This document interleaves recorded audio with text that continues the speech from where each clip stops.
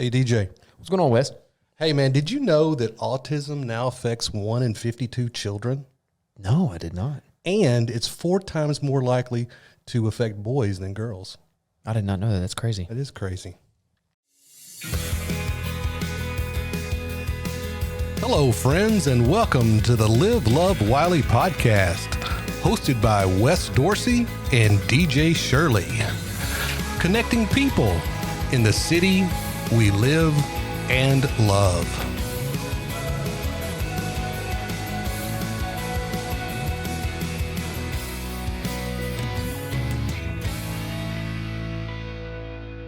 Yo, DJ, man, we got a great episode today. I'm really excited, too. As always, I got to give a shout out to the Live, Love, Wylie band for being here once again. I mean, just these guys are top-notch professionals. They nail it every time. Every time. We got to get them on camera eventually.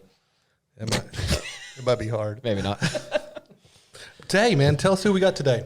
Today, we have a very special guest. We have Miss Jessica Zuniga. She is the co-owner of Beyond the Behavior here in Wylie, as well as some other places that we'll dive into in a bit, but I don't want to give too many secrets away. But Jessica, welcome. Hi, thanks for having me. Very excited to have you. I have seen, obviously, your locations. I live here in Wylie, and I'm always around Wylie, and I've known you for a while as well. But as always, on the podcast, as we've discussed and said numerous times, is we want to go to the people, the places, and the businesses and the things, but really it's the people behind them too. So before we dive too deep into Beyond the Behavior and what it is that you do, we would love to know, what was Jessica's life like before Beyond the Behavior? What were you doing? Where did you grow up? Things like that. Sounds good. So I actually grew up on a farm 5 miles from a town of 300 people in Nebraska. Wow. Middle of nowhere in Nebraska. Lived there my whole life up until I went to school at the University of Kansas. Awesome. At KU, I thought I would be a doctor. Right. And then in the middle of my second chemistry class, I was like, I can't do it. Not interested. Yeah. I could fake my way through maybe 2 chemistry classes, but I can't do this much longer. So did the whole, what am I going to be when I grow up? I don't know. While I was at KU, I was a manager for the men's basketball team. Okay. 99 to 03. So as Coach Williams, Roy Williams was there my last 4 years, or his last 4 years coincided with mine. And the middle of my sophomore year, did a Special Olympics event. Okay. And I fell in love. It was great. It was one of those things where at KU, and they won the national championship this year in men's basketball. Mm-hmm. When I was there, we were in the Final Four my last 2 years. Okay. And so to go from high, like the expectations are so high with the basketball team, even if you win, if you don't win big or you play like crap, mm-hmm. Everybody's all over these 18 and 19-year-old kids, sure. Right? So you go from that perspective to a Special Olympics type thing where everybody's just happy to be there. Like, right. We're giving high fives for making a basket, passing the ball, and seeing the joy and the opportunities in that population. I was like, that's it. I found it. Yeah. So I went to my advisor shortly after that. And the 2 choices at KU at that time were either a special education teacher mm-hmm. or human development with an emphasis in autism. Okay. And I know teachers down here don't get paid a lot of money, sure.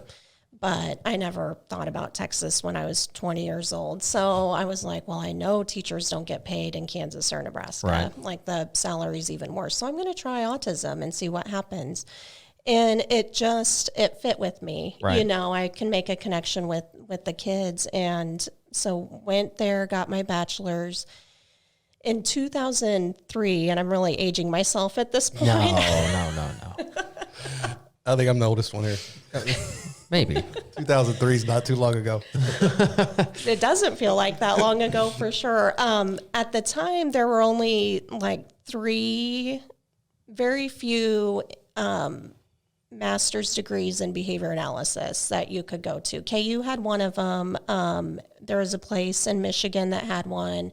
And then the University of North Texas mm-hmm. had one. And so I got accepted into UNT and got my master's from UNT in 2006. And that's kind of how we ended up down here. My husband and I started dating in 2002. He got a job down in Texas teaching and coaching. And we've kind of, with the exception of 1 year where we went to Oklahoma and it was a disaster for me. That's Oklahoma for you. I mean, personally and professionally, it was a disaster. We have been down here ever since. awesome.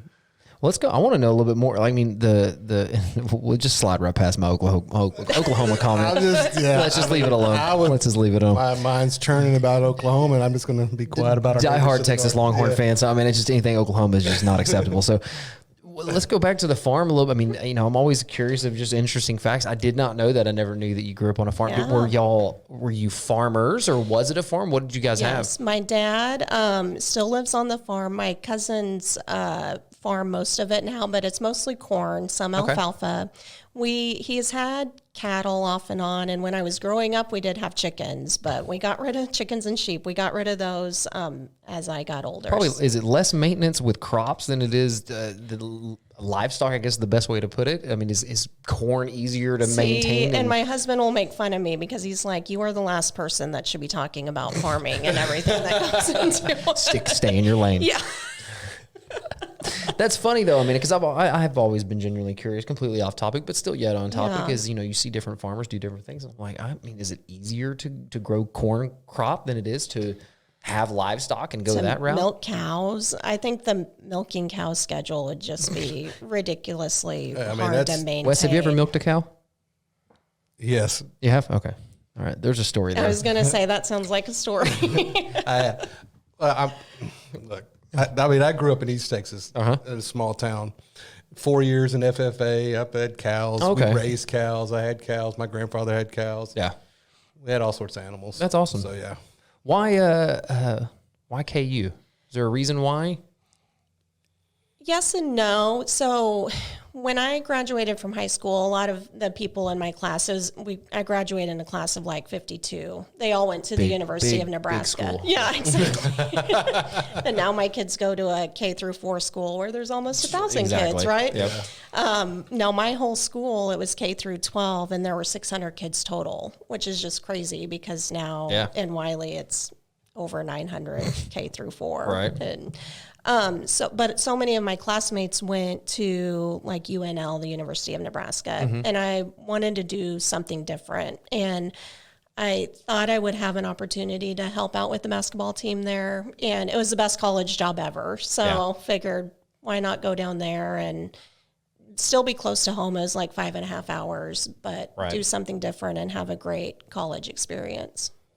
That's awesome. Yeah. So what drew you to that college basketball opportunity to help with the team? I mean, were you a basketball fan? Yes, and actually it's a whole family thing. So my husband's a girls basketball coach at Wylie High now. Awesome. My oldest sister played basketball at Hastings College, which is a small college in Nebraska. My second oldest sister, Jill, played at Hastings for a year before she tore ACL. And then she actually went down to Kansas and worked in the men's basketball office and eventually became a manager.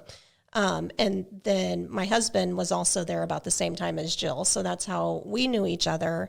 My brother is 2 years older than me. He played high school basketball. My little sister's was the most successful. So Gina played basketball at the University of Nebraska. Oh, wow. From 01 to 05, I think. So we are big sports. Basketball family. We are, and sports in general. Yeah, I have a funny March Madness story once we get into BTB Wylie too that we can throw in there. Awesome. I'm looking forward to that. So it sounds like Jessica's got some game, you know? It sounds like it. It sounds like maybe we need to talk to the chamber has a lot of, and we'll get to the chamber stuff in a minute, but the chamber has a lot of events. We have the cornhole that they added, these last couple of years, which is a great event. It'd been a lot of fun. Maybe there should be a basketball tournament or something, and I've even mentioned this.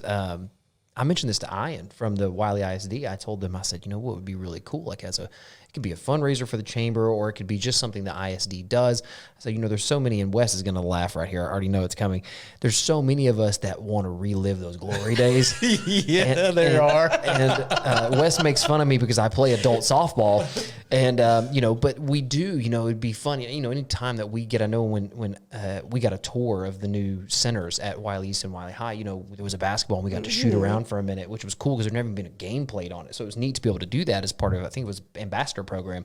But, set up something like that. A little 3v3 tournament. Like adults could play basketball. It's like you could even do like a flag football tournament on the field. Like you could do so many different things that would give. There's so many adults that would sign up for something like that, especially if the money was going to, a good cause. But I need Jessica on my team because it sounds like she got Well, it's funny because my son actually went to the KU basketball camp a couple of weeks ago. Yeah. So I went up there and we helped with the camp when I was there. And so in 2003, there was always a female counselors versus the campers game. Okay. And so they started it a few years prior, and we figured out that they started with the littlest kids, like the second graders, and then would eventually go up to the high school kids. And so the first year we took it easy on the little kids, and then we're like, oh no, we got to score on the little ones because once the high school kids come up there, we're going to be shut out. So 2003, we played, and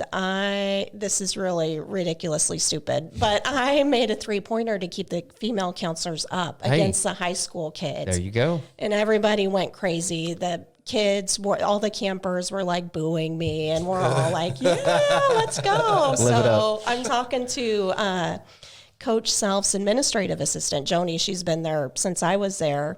And as we're walking out on that Wednesday, she goes, are you playing in the camper counselor game? And I was like, oh no, I hit my highlight like almost 20 years ago. I'm going to stay in that one. Yeah. She goes, they haven't won since you've left. Oh the counselors my gosh. haven't won. And I'm like, what? She goes, I don't think so. So a reporter, Gary Bador, was there too.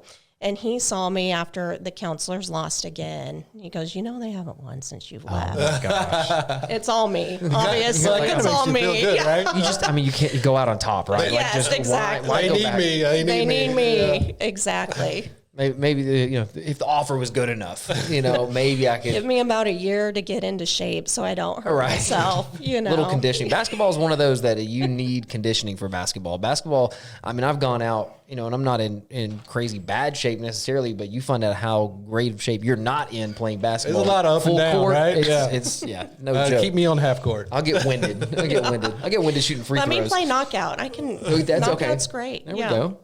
There we go. Well, let's talk a little bit about, we up to about, I guess, maybe it wasn't your first employment, but going through University of North Texas when you got your master's, where did you land after that? I guess beyond the behavior. Yep. So we moved to Oklahoma for a year, and I found out in that time that what I kind of knew. But you graduate from college, you think you're all that, Sure. and I'm going to make a ton of money helping these kids.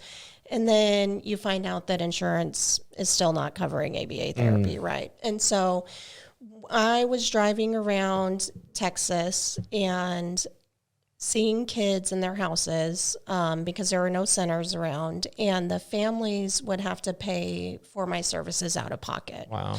Which means that if they had any siblings, the siblings wouldn't be able to play like soccer or basketball or gymnastics or anything because all of their extra income or any income was going toward services for their child with autism. And so then we moved to Oklahoma for a year. That's where my husband's from. And ABA wasn't even a thing in Oklahoma. They didn't recognize my master's degree. So the only job I could get there was at a direct level making like $12 an hour. Oh my gosh. And we couldn't do it, Sure. So we moved back here and insurance still wasn't covering. So I became a certified teacher, and I am still actually certified. I can teach anything EC through 8th grade. And taught for 4.5 years and still saw kids with autism either in the evenings or on the weekends in their houses. And we did that, moved around. We started in Red Oak, and then we moved out to Weatherford, and then I taught in Southlake. And in that time, insurance slowly started covering. So the military insurance, TRICARE, was one of the first ones to start covering. So I started getting some emails about companies that were contracted with TRICARE to provide services. Okay. So I would drive to a few of the kids' houses, and then a center opened up in Roanoke. Mm-hmm. And so I would teach in Southlake and then spend an hour or two at the center in Roanoke. Okay. Seeing kids, slowly insurance started covering and going from there. And then after a year and a half in Southlake, the center offered me a full-time job. Oh, awesome. So I went there and worked for a while. That's awesome. Do you happen to know, just because I'm curious of that history too, do you happen to know what was the catalyst for insurance? Was there, I'm assuming there was a lot of petitioning from people like you and that were very passionate about it, but do you know what that, brief history is of why that, changed? I think it is a lot of parents who got fed up trying to provide services for their kid, mm-hmm. and knowing that public school is a lot of times not equipped to handle, the significant severe behaviors for these kids, right. or provide the services that they need.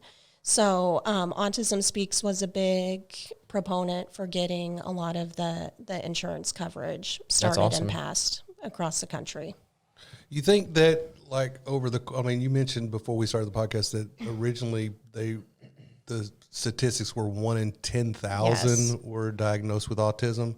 And then I guess over the course of, that's 1 in 52. So do you think that as they've learned about autism and as many kids that are now affected with it, that they felt that there was a greater need to start covering this type of stuff? I hope so. Yeah. I guess that's what you'd hope, right? Part, I think there's so many different variables that go into how kids are diagnosed or why they're diagnosed. When I was in high school, they might have just been diagnosed as, or not even diagnosed, but hey, he's just a little bit different, or he might have an intellectual disability and not an autism diagnosis. Right. Versus now, providers are much more likely to look at autism. But even in Nebraska, I spoke to a lady who's a BCBA there too, who has tried to start services an hour from my home. And she's like, the average age of diagnosis here is 9 years old. And the average, if kids aren't diagnosed by the time they're 4 or 5 here, then there's something pretty significantly wrong. Either they're pretty high functioning, or they've got a lot of other medical issues, or the parents haven't pushed hard enough for a pediatrician to provide a referral to somebody who might be able to diagnose. But she's like, there's just nobody here who would diagnose. And so then you're looking at kids who have 9 years of learning history, of learning how to survive, even if it's bad behaviors that get their needs met, versus here, if we can start at 3 or 4, then we have a shorter learning history to have to try and correct. Right. Yeah, absolutely. I was curious of that. I assume that it was some level of grassroots parents, even teachers, advocates, mm-hmm. essentially, to coming up. Because, speaking of that, that breaks anybody's heart of thinking of a parent, like you said, sacrificing other kids, sports, or even that child's sports and things, just to be able to afford, those, what we would assume is just common services. They need that. And so it should be available to them.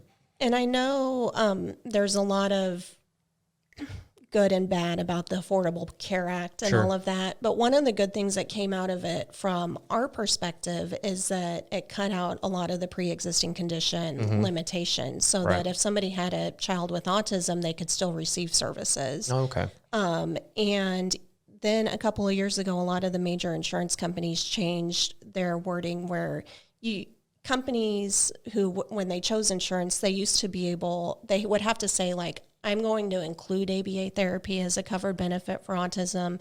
And so a lot of times parents would say, oh, I think we have coverage. And then half of them wouldn't because their company hadn't opted to include. Right. Now, a lot of the wording has changed from the insurance companies where you have to knowingly go in and exclude it instead of knowingly include it. Okay. So that's been able to allow other kids to receive services. When we first started, I would say out of the 20 kids that would contact us for services, 10 would be disqualified because their insurance didn't cover it.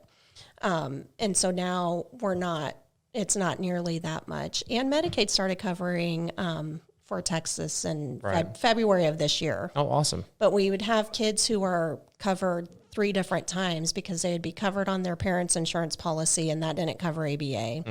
And they would have Medicaid through the state of Texas because their child has a disability, and that wouldn't cover ABA. And so then they'd have to buy a third marketplace plan for their child in order to receive services. That's unbelievable. Yeah. Unbelievable that, glad that some things are changing for sure, but it's unbelievable they would have that Medicaid because of the disability, but then still not even be able to get help. Yeah. That's unbelievable. Well, I think... especially with the amount of kids these days, like we said, 1 in 52. I mean, if you look at how many kids are in this school district, I mean, it's a significant number. That's a big number. Yeah. Yeah. Think about if you have a first grader and there's 300 kids and just in your kid's school in first grade. Yeah. So 6. At least 6, right? Yeah, at least 6. That's unreal. Well, Jessica, I guess we stopped at about, Roanoke and South Lake. What, obviously you're in Wylie now, and we're going to go into kind of your involvement here in Wylie before we get into what, beginning the business, things like that. But what brought y'all to That's Wylie? our favorite question. Why Wylie? Why Wylie? Why Wylie? Why do you love Wylie? My husband brought me out here. Thank you. We'll blame it on him. Yeah. We'll give him all the credit. How's that? There we go. So my husband is a teacher and a coach, and he, I go by how old my kids are. So Same. I was pregnant with Josie, so that is probably 2012, fall of 2012. He got a job out here at Wylie East. Okay. I think it was cross country and assistant boys basketball and teaching world geography. And so he got a job out here. We moved out to Lavon in the spring of 2013. Josie was born in 2013. And I was living in Lavon and working for a company that had centers in Roanoke, Frisco, and Denton. Okay. And so I was driving A lot. That's a lot. Dropping kids off at daycare at 6:30, 6:45 in the morning and picking them up from daycare at 6 o'clock at night. Wow. Lots of fun. So Good old days. the good old days. It's one of those things where like you just do it and you don't know how crazy it seems until you're older and like, what was I? Why did I do that? Why did I have to leave Wylie? Yeah, exactly. What happened? I don't even know. We joke about DJ and I joke about it all the time. He used to make fun of me a couple of years ago because I would say I don't want to leave Wylie. I will go to a town that touches Wylie. That's about as far as I want to go. Yeah, we'll say something about a restaurant. We'll be like, hey, with the wives and the kiddos, we'll be like, hey, what if we went down to such and such, or we'll name going to do something. Hey, what if we went over here? And the joke is always, the Dorseys aren't going because it doesn't touch Wylie. If it's not Garland, Saxe, Murphy, Lavon. Rowlett, a little, Rockwall's pushing it, Like there's bridges. If there's bridges involved, Wes is out. I like that rule. Yeah. Do I have to cross the bridge? And I've become more and more like that. I hate when I think about having to leave Wylie. Like I really do. Like I'm like Plano. Like that is far. Like I don't want to go to Plano. It's like a 15-minute drive. But it's just the way it is now. But that's, for you guys, and I guess, talking about getting involved, once you were here, and this is kind of ties together. We really could have put this involvement piece really wherever, but I guess we can go there and then we can dive into the business. But, what type of, and I know it was, maybe fairly recently in the last several years, but what is your, I know you're involved in things locally, but you want to talk about a little bit of those, of kind of some of the things that you're involved here locally? Yep. So, I am involved in the Wylie Chamber of Commerce quite a bit. I was just recently elected to the board of directors there. Woo-hoo. Yeah. And I got involved because during COVID, where everything was kind of up in the air and it was difficult for us, we were able to stay open except for 8 days where we closed and kind of regrouped a little bit to see what was going on. But it helped me realize that if I don't have my job, I don't really know very many people here. Sure. And the only people I know are because my husband works for the school district. Right. And so I know school people through my husband's work. Right. And if I don't have my job, and it's just, I talk to my employees all the time, but I don't have any friends or acquaintances, or, hey, I need to run this idea by you. What do you think? You know? Right. And so PTA is not really my thing. Sure. And so I wanted to find another organization that I would be able to kind of latch onto and see some other people. And the chamber has been that for me. Yeah, the chamber's it's a great, I mean, I'm a member of the chamber, Wes is a member of the chamber. You know, the chamber's a great, speaking specifically about some of the events and things that they put on. I think it's great for really any business owner. Like you said, I think a lot of them relate to you. You know, I have the benefit of, you know, Wes is here in my office and I'm here in his office. You know, we office in the same place.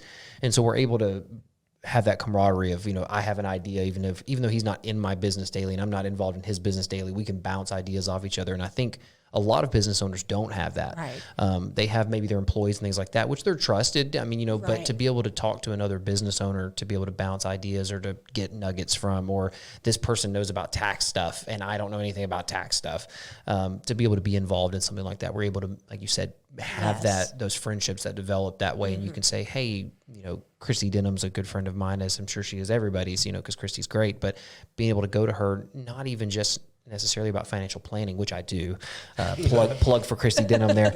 But be able to go to her with anything, you know, she's trying to help me facilitate selling a camper right now. You know, it's all those things that you meet these connections and they become friendships, and but they're also still business professional connections, and it adds to you as a person, as a business owner.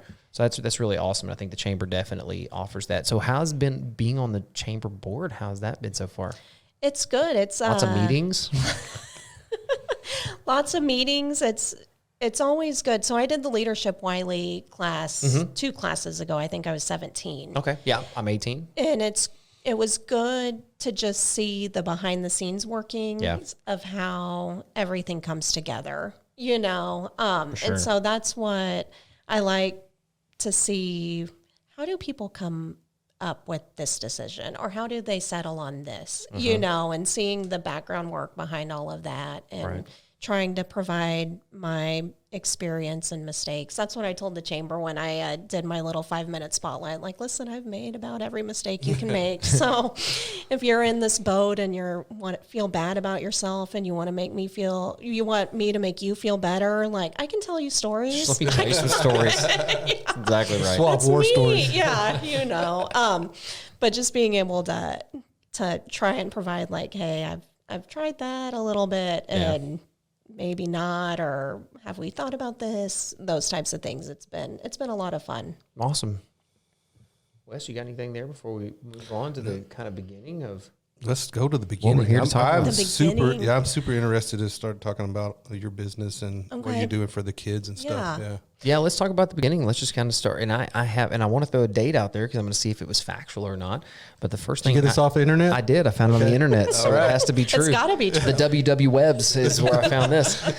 It said, I read an article that your first client, as Beyond the Behavior, was May 1st, 2015. It was. Ding. Yes. Wow. Tell them what he's won, Johnny. Are you Johnny? You won a VIP gift card to Live Love Wylie podcast. Okay, awesome. What a great prize. I'll have to use that. All right, Jessica, I'll let you continue. Let's talk about the beginning. The beginning. So I was driving all over the place, and we noticed that there weren't really any services for kids with autism in Wylie or the surrounding area. And so I was pregnant with my 4th kid at that point. Yeah. Told Joel I want to open my own business. And we had kind of talked about it, gone back and forth. This was in December. He's like, now? You really? Now? It's Christmas. You're pregnant? Really? You know? And I was like, yep, I got to do it. So I stopped working for the company that I was at, and we found a place in Wylie that had a 2-year lease. And we were like, okay, we'll give it 2 years. And if it doesn't work, I'm still a BCBA. I'm still a certified teacher. I can find somebody else to work for if it doesn't work. So we had Layla March 12th of 2015, and we opened the center on May 1st. Wow. She went to daycare, and I started seeing a kid. So, that is awesome. Yeah. So we started. Where was that first location? The existing?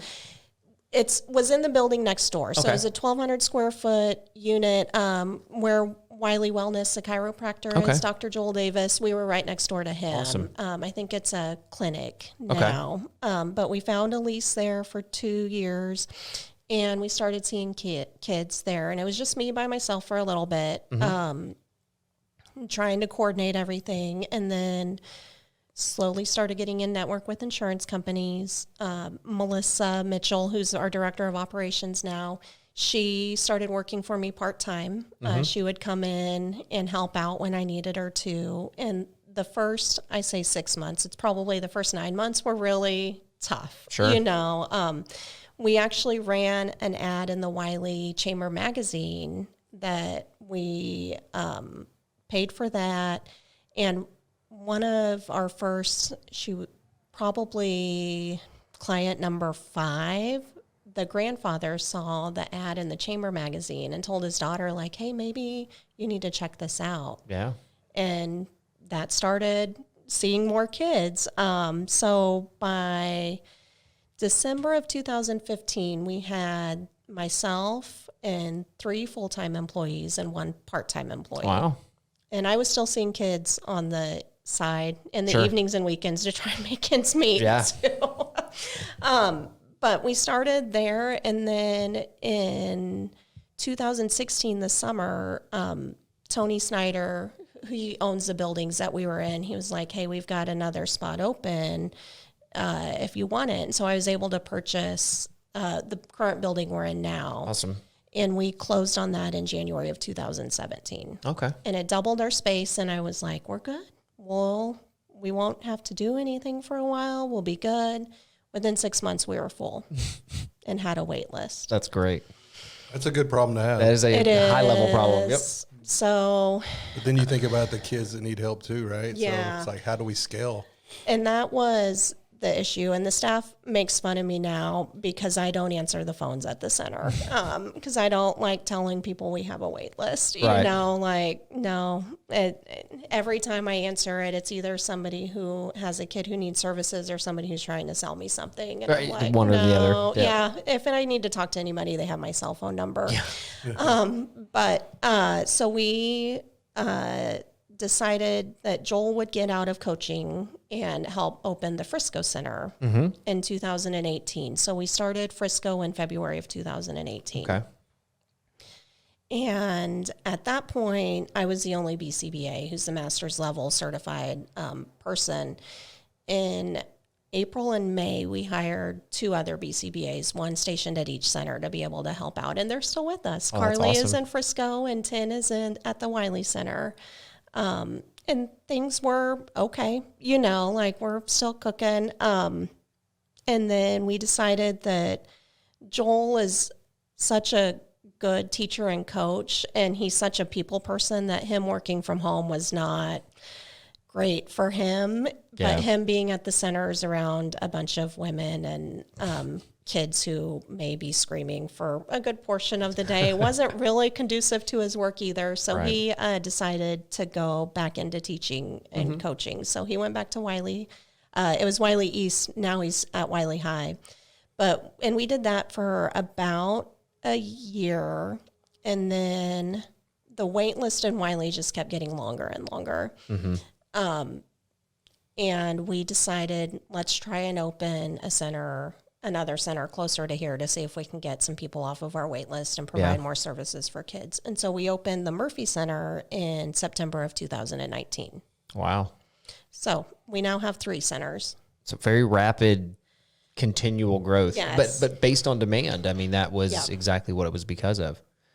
That is, I love those stories. I mean, and there's obviously more to the story, but I mean, we don't talk about, nobody gets to see the sleepless nights or the number of crunches or the Excel spreadsheets or anything like that. The freakouts of like, oh my yes. We gosh. try to talk about the good stuff. We talk about the good stuff, but you know, Glaze over all the bad, right? yeah, it's all sunshine and rainbows and it just all just worked. Everything is great. Overnight success, Yeah. 20 years in the making. What is, talking about your business, for those that don't know, and we've talked a lot about autism, we've talked about some statistics, things like that, but specifically what you guys do, what services, when people think about that, I think that some people may not know exactly what it is. Is it a school? Is it an after school? And then what is it? Therapy? Is it therapy and fun? Like, what is it that you guys do on a day-to-day basis? What we do is called applied behavior analysis. It's ABA therapy. And we work on a wide variety of skills for kids with autism. And so the 3 core deficits of autism are delays in communication, delays or deficits in social skills, and then restrictive or repetitive behaviors. So we have, and it truly is a spectrum. I mean, and the Wylie Center is a perfect example of that. We have kids who are nonverbal, who use a communication device to communicate, all the way up to kids who are in a regular general ed classroom, but who need help with social skills. And so what we do is we provide different teaching opportunities for kids. And it really depends on their skill level and ability level. Sure. A lot of our younger kids are there for a full day program. So they might be there from 8 to 4 or 9 to 5. We have some kids who go to a PPCD program for part of the day and then come and see us for the rest of the day. And then we have kids who are in a special education self-contained classroom who might come to us from 12 to 5 every day and go to school from 7:30 to 11:30, all the way to kids who ride the bus to the center after school and participate in social skills. And so when we first started in 2015, we were pretty limited with regards to what we could teach. It was a lot of skill building, like kids who didn't have a ton of severe behaviors, but maybe didn't know their colors, or they could talk, but they didn't have the practice to talk, all of those things. And so those were fun, kind of easy confidence builders for us, because we're like, oh, we can teach all these skills and this is great, And then we have kids who have pretty severe behaviors who do have the language, the communication ability, but they don't have the ability to be able to use that language when they're upset or frustrated. And so they've learned kind of the fight or flight thing, where they're going to fight, all the way to kids who have a hard time with winning and losing appropriately. If they're playing in a peer group and they don't get their way, it's going to be a blow up because they don't have the skills to be able to work through situations like that. Sure. So one of the coolest things we've done I can talk about this all day. That's what we're here for. But so we have some kiddos who are one of the first kids that started with us. Insurance didn't cover ABA therapy for them when they started. And so the kiddo would come twice a week for an hour. And no language, no communication system. They would sit and scream for 45 minutes of the hour. Oh my gosh. Because they didn't know that's just how they communicated. What the expectations were. We didn't know how to get them to stop, screaming in an appropriate way. I mean, obviously we can give like, here, take whatever. And but that teaches bad habits and bad skills too. So when this kiddo started, 45 minutes of the hour would be spent screaming. And then they saw some other professionals. This is not just a beyond the behavior thing, but in conjunction with other speech therapists, OTs, all of that, put a communication device in place. And they were able to start using the device to communicate. And like, hey, I want this. And so then we can work on like, yeah, you can have that. But first we got to do this, all of those types of things.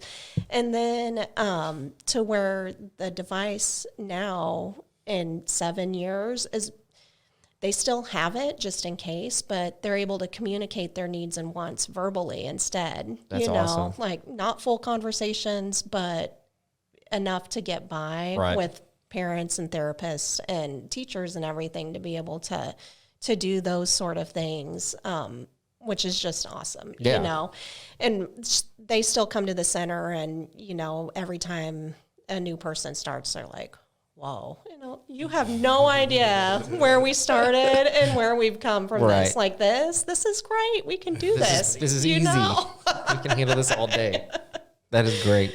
Yeah. And I imagine that's knowing now more of the background and the story. I mean, that you coming full circle of having that light bulb moment at, in college to go, this is what I want to do, to now through your own center are starting to see you have those stories now, where you're that many years in where a kid went from here to here and you're seeing these huge strides.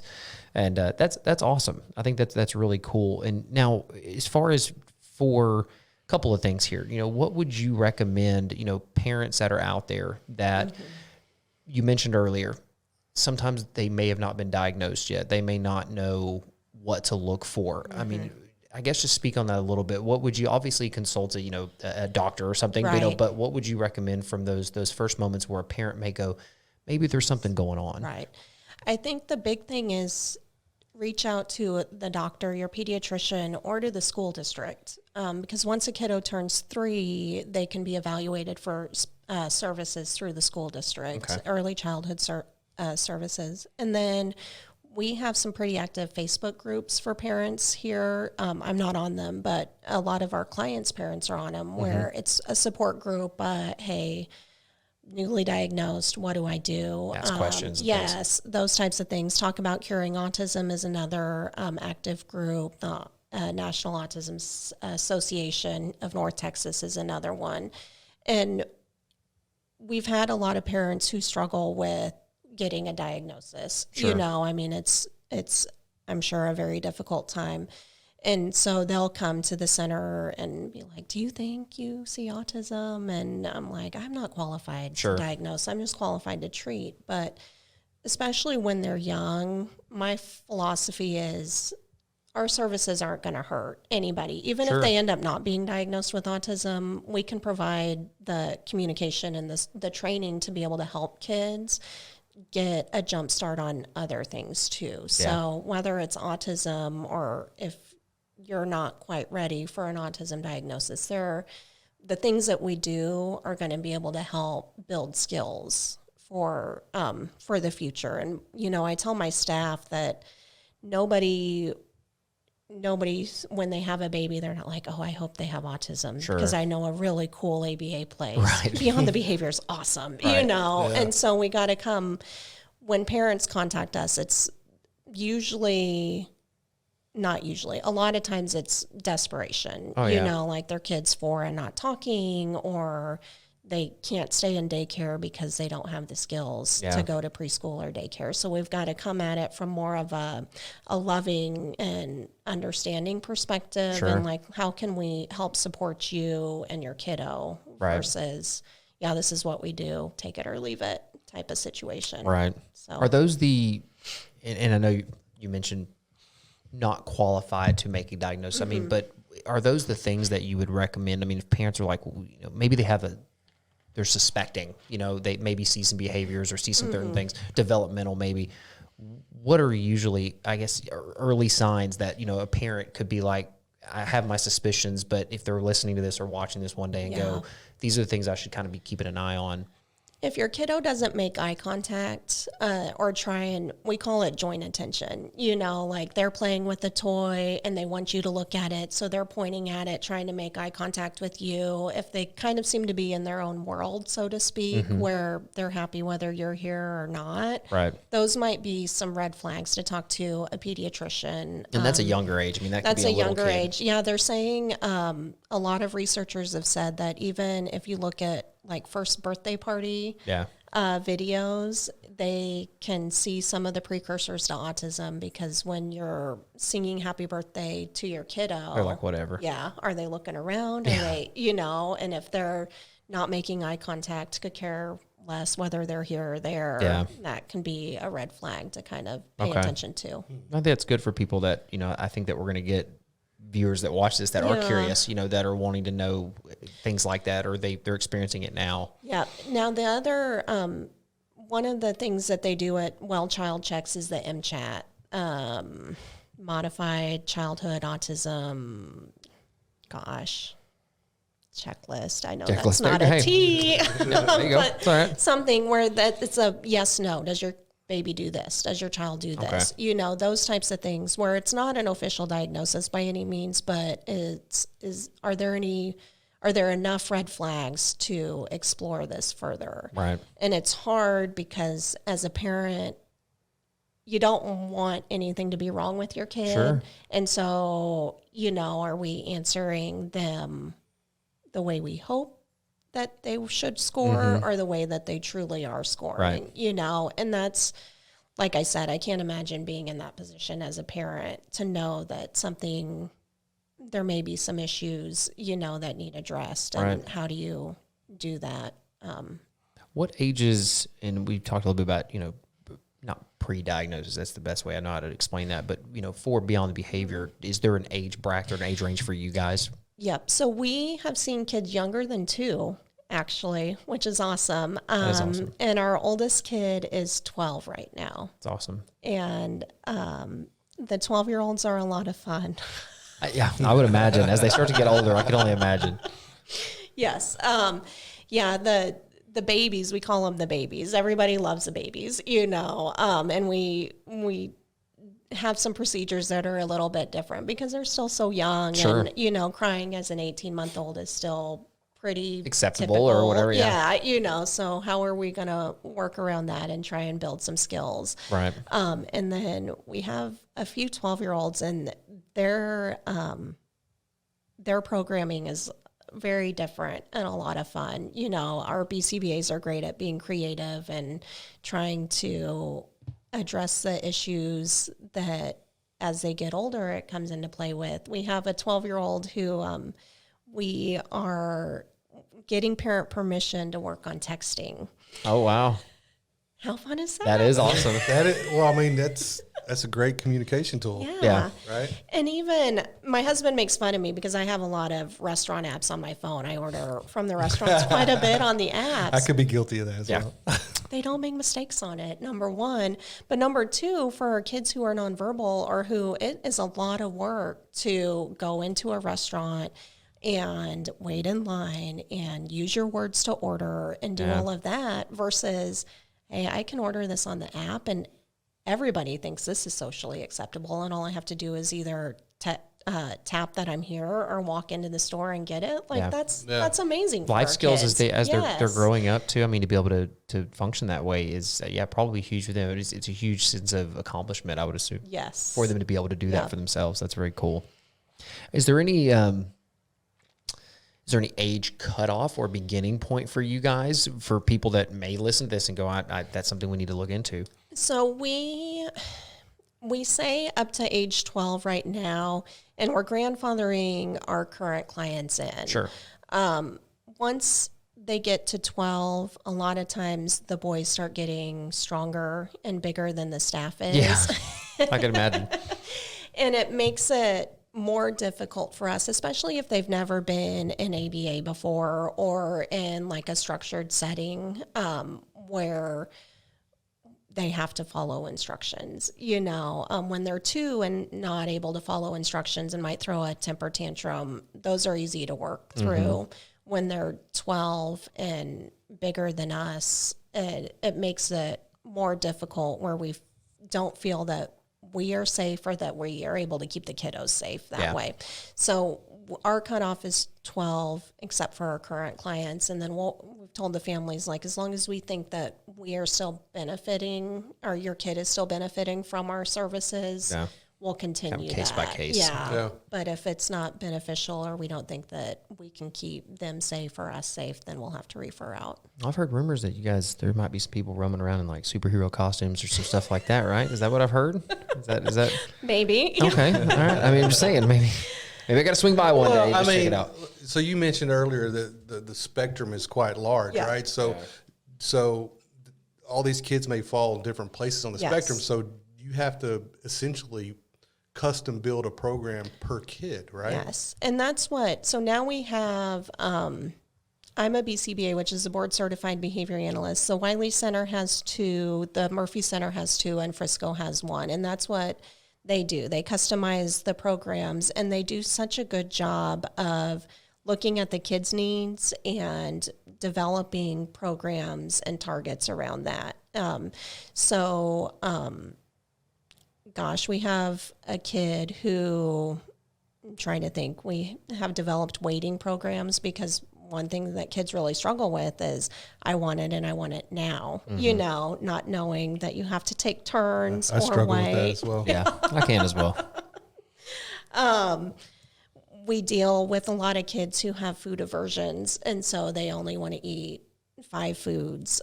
So we help with programming with that. We do a lot of potty training, dressing, shoe tying. We were just talking about doing some hygiene training for kiddos who are 10, 11, 12 years old and what that looks like, all of those types of things. One of my daughters could use the hygiene training. That's for sure. Well, I mean, we talking about food aversion, and I mean, my youngest child will only eat 5 things. Yeah.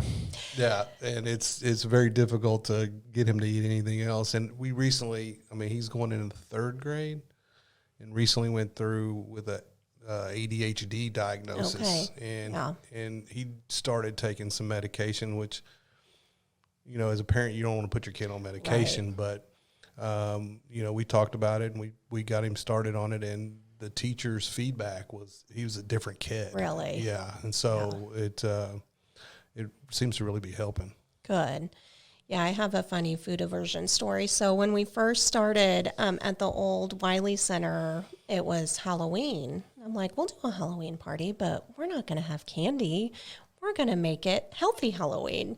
And so we made like a jack-o'-lantern pumpkin with carrots and cauliflower and, all of that. And I think popcorn was on it. Well, the kids had to try a vegetable before they could move on.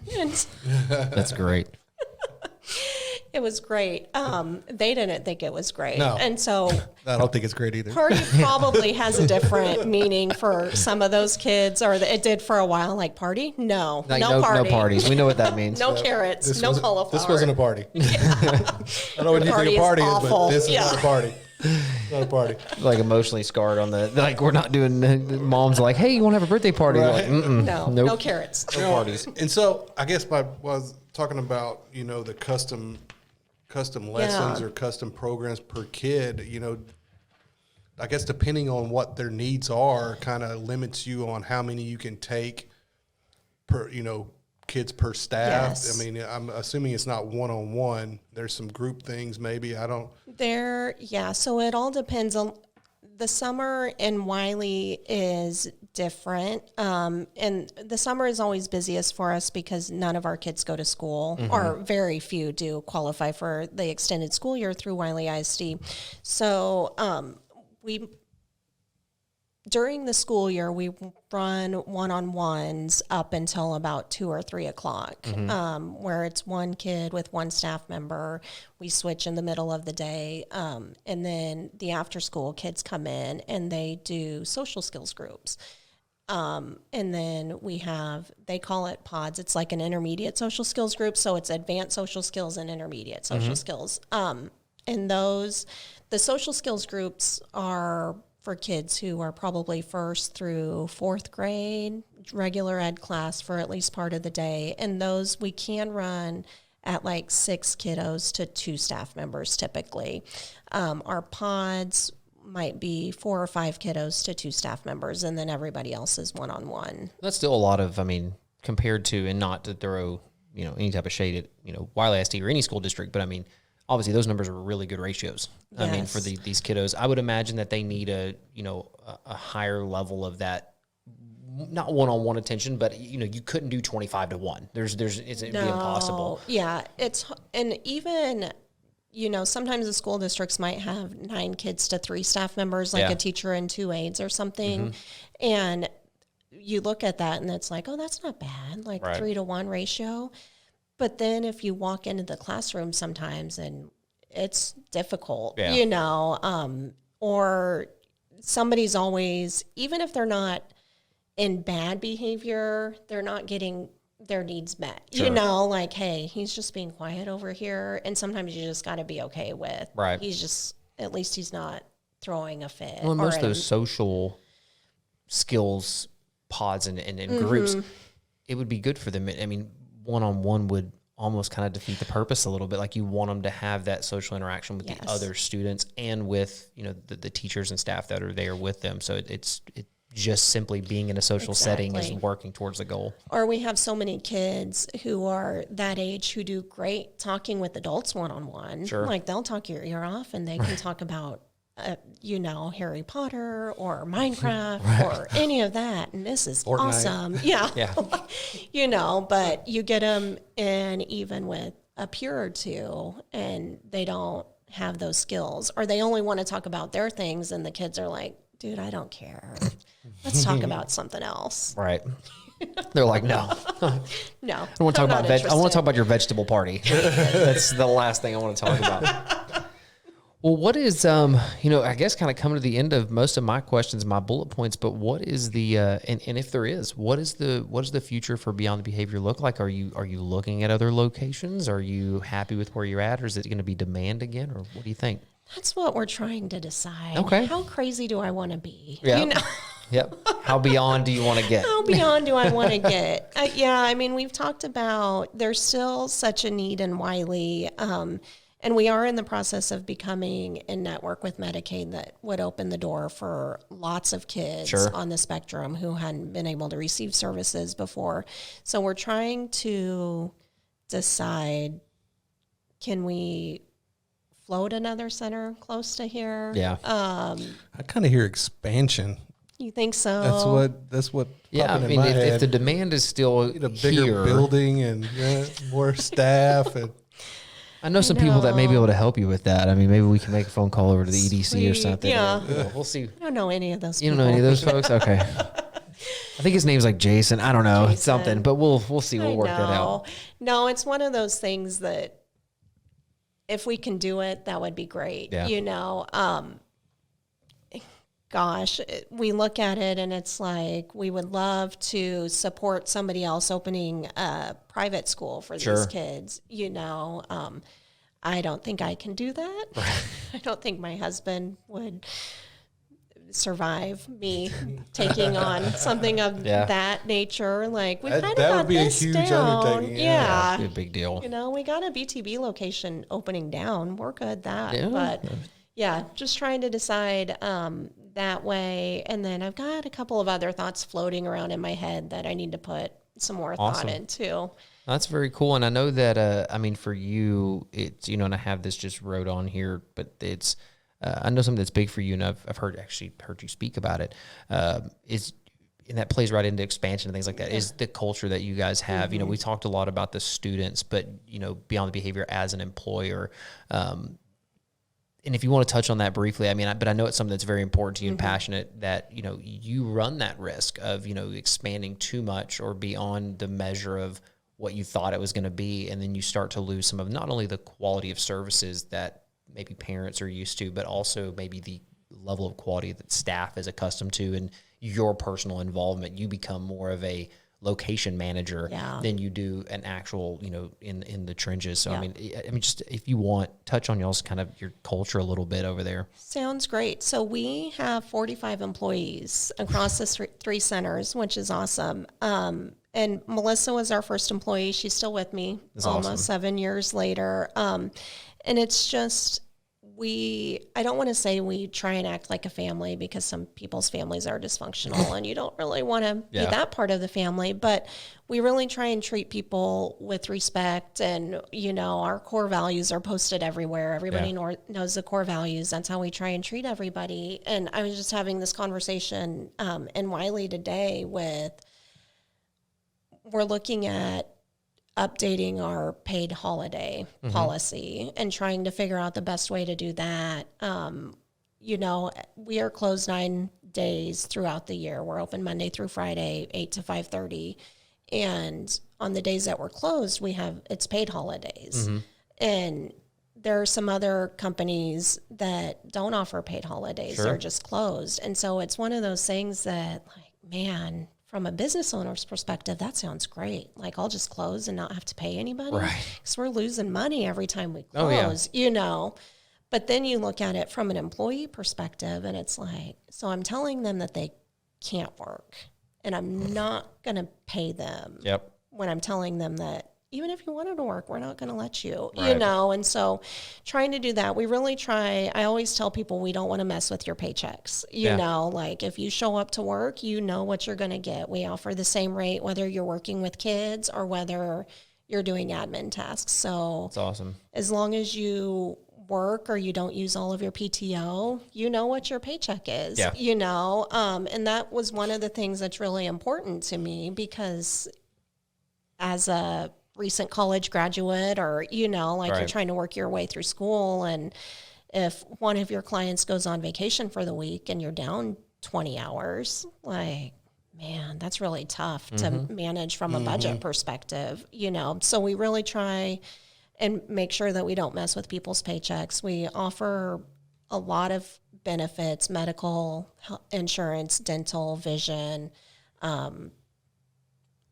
supplementary through Colonial. And then we've started offering a 401k to our employees too. Awesome. So I just sent out an email with the updated list of people who've been there for a year. And Tiani got it and was like, Miss Jessica, this is so exciting. It's big steps. I mean, it really is. That's awesome. Like, listen, put some in. That's my advice. You know, Yeah, we do if a it's company available to you, match. do it. So even if you put 3% in, I'm matching that. You That's know, super cool. So That's free money. free money. Yeah, 3%. So, you know, we All get day long. BTB shirts that you get to wear. Yep. Like all of those things that we really try and treat people with respect, and like, hey, I know that it's tough. Our job is tough. Sometimes we get hit and bit and our hair is pulled and we're like, what happened today? It was a full moon, you know. But, and you know, sometimes it works out. Most of the time it works out well. Sometimes it's really tough, and some people, even with all of that, aren't happy. And and I don't think there's certain times that you can't, but I think that you guys having just that it's top of your mind as an owner to know that it's important to you, and I think that trickles down. Yeah, and I think, you know, the other thing that I've had to come to grips with over the last year and a half is people want to do meaningful tasks. Even in, yes, we work with kids with autism. Obviously, that's meaningful. But they're like, hey, this needs to be updated. Or when are you going to get to this? And I'm like, not a priority, you know? And so just learning to let go of some of the control and give other people those meaningful tasks. So Amy is now our social media manager, or community relations coordinator is what she called, because she came to me about a year ago and was like, hey, your Facebook page is really sorry. And I'm like, yeah. Thanks. That's like Do something 17 about on it. my list of things to do. And other people have said that, but she is the first one that came to me and said, but I have a solution. That's great. And that's what you want. Here it is. You know, Heidi is now our parent liaison. So when we get inquiries about services, she's the one who calls them. Oh, that's awesome. Because her personality is awesome. Right. You know, she's caring. She's going to talk to the parents. She's going to make them feel heard. Melissa gives the best tours. Tin and Nicole, like their programming is unbelievable. You know, so, I mean, I could go down the list of all of our employees and be like, I can do all of that, but they You're really can do good at it. pieces of it better. Yeah. You know, and so why not play off of their strengths? I mean, that's a key. That's a key to running a business. Is you find somebody that does it better than you, let them run with it. Right? Yes. Yeah, absolutely. It took me, I'm a bit of a type A. It took me quite a while to learn that. But now it's just embracing it. Or, you know, like, hey, what do you think about this? Or I heard this. What do you know? And somebody will be like, I'll research that. Let me get back to you. That's awesome. Yes. Because then it'll get done. When you're doing a good job of, as you know, I mean, with staff retention and things that you've already mentioned while we're sitting here, I mean, you're doing the right things, having the right people in the right places, and that you build that level of trust in them. But then you're also, like you said, you're giving them meaning and purpose too. And sometimes maybe beyond what their initial position, and you're giving them opportunity to grow and things like that. So it's all super awesome. Wes, I mean, I think I've asked everything that I could ask.